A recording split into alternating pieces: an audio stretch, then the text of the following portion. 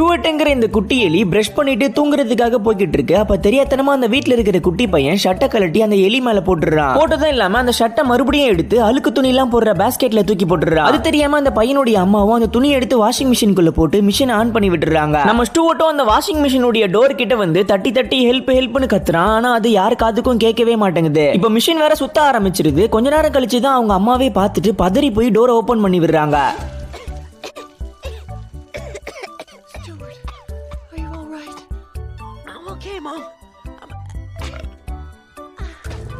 ஆக்சுவலா என்ன நடந்திருக்கும்னா, அவங்களுடைய பையன் எனக்கு ஒரு தம்பி வேணும்னு கேட்டிருப்பான். அதனாலதான் இவங்க ஒரு ஆசிரமத்துக்கு போய் ஸ்டூவர்ட்ங்கிற ஒரு குட்டி எலியை தத்தெடுத்துக்கிட்டு வந்திருப்பாங்க. ஆல்ரெடி அவங்க வீட்டுல வேற ஒரு வெள்ளை கலர் பூனை வளர்த்துக்கிட்டு இருந்திருப்பாங்க. அது அந்த எலி குட்டியை பார்த்த உடனே ஓடி வந்து ஒரே முழுங்கா முழுங்கிடுது. அதை பார்த்து அப்பாவும் அம்மாவும் பதறி போய் அதை திட்டுறாங்க. அதுக்கப்புறம் தான் அந்த எலிக்குட்டி அது கீழேயே துப்புது. அதுக்கப்புறம் கொஞ்ச நேரம் கழிச்சு அவங்களுடைய பையனும் அங்க வரான். வந்து அந்த எலிக்குட்டியை பார்த்துட்டு பயங்கர ஷாக் ஆயிடுறான். அவங்கிட்ட இதுதான்டா இனிமே உனக்கு தம்பின்னு சொல்றாங்க. ஆனா அவனுக்கு அந்த எலிக்குட்டியை பிடிக்கவே இல்லை. ஆனா அப்பாவும் அம்மாவும் அந்த குட்டி எலிக்கு பெரியவங்களுக்கு கொடுக்குற பெட் எல்லாம் கொடுத்து ராஜா மாதிரி பாத்துக்கிறாங்க.